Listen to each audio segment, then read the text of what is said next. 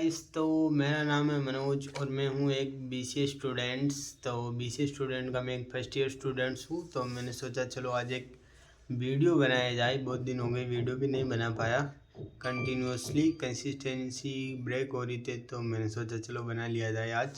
तो आज भाई मैं असाइनमेंट कंप्लीट कर रहा था तो मुझे एक चीज़ भाई जो रियलाइज़ हुई वो ये है कि भाई कॉलेज वाले का मेन लगभग एक मोटिव यही होता है कि भाई बच्चों को भाई असाइनमेंट दिया जाए, ये दिया जाए, वो दिया जाए।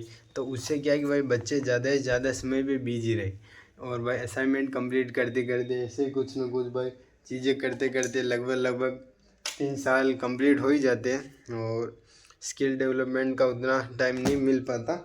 और फिर जब बात आती है भाई प्लेसमेंट की, तो उसमें भाई कंपनी बोलती है भाई आपको क्या नॉलेज आता है, क्या कंपनी मांगती है भाई स्किल्स। जैसे कॉरपोरेट सेक्टर में आप जाएंगे फिर बीसीए एमसीए इसके बाद में, तो वो कंपनी वाले भाई आपसे मांगते हैं स्किल्स। और भाई आपको यहाँ पे स्किल लगभग सीखने का मौका मिलता तो है। अगर आप अच्छे स्टूडेंट्स हैं और स्किल को सीखना चाहते हैं तो उसमें आपको लगभग इनफ टाइम मिलता है स्किल सीखने का।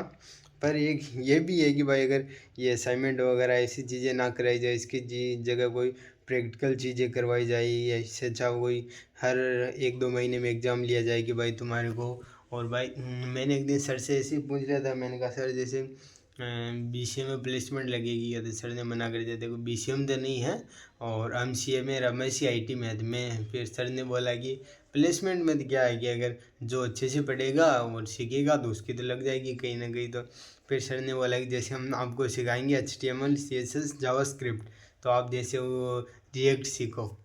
तो उसमें ये है कि अगर रिएक्ट सीखो तो मतलब एक ये भी बात है कि कॉलेज वालों के पास उतना टाइम नहीं होता भाई। 16 लेक्चर या 45 लेक्चर में भाई पूरी सी प्रोग्रामिंग पढ़ा दी जाएगी आपको। हाँ, पर वो भी अगर माने तो इनफ है। यूट्यूब पे भाई 11 घंटे 11 आवर्स 12 आवर्स का ट्यूटोरियल पड़ा हुआ। और कॉलेज में आपको मिलेंगे जैसे 45 to 60 लेक्चर, तो आप 120 आवर्स कुछ मान सकते हैं। इतने ही तो आपके शायद या 70 आवर्स तो आपको मिलेंगे थ्योरी के, और 70 घंटे में सी प्रोग्रामिंग पूरी डेप्थ में आपको समझाई जाएगी। और उसके बाद 120 आवर्स मिलेंगे आपको लैब के अंदर, जिसमें आप सी प्रोग्रामिंग की प्रैक्टिस कर सकते हैं। तो ये टाइम वैसे यूट्यूब की तरह देखा जाए तो इनफ ही है, पर कभी कभी क्या होता है कि जैसे चीज़ें मतलब यहाँ पे लैब में आके भी थ्योरी की चीज़ें बता रहे हैं कभी।